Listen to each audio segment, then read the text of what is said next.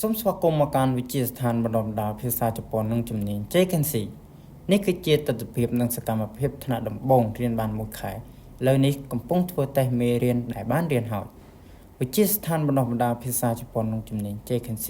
បានសហការជាមួយក្រុមហ៊ុន White Call Ltd ត្រូវការបុគ្គលិកជំនាញជាច្រើនអ្នកជាបន្ទាន់ជ្រើសរើសទាំងពីរភេទអាយុយកចាប់ពី17ឆ្នាំរហូតដល់40ឆ្នាំប្រាក់ខែគោក្នុងមួយខែទទួលបាន$1,780ធ្វើការនៅប្រទេសជប៉ុនក្រុមហ៊ុនផ្ដល់ជូនឲ្យដូចជា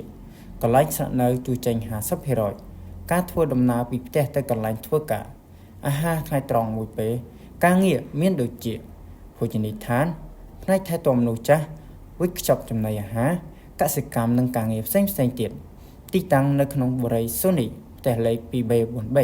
ផ្លូវ99កែងនឹងស្តុបលូ5សង្កាត់ស្ទឹងមានជ័យ3ខណ្ឌមានជ័យរាជធានីភ្នំពេញសូមអរគុណ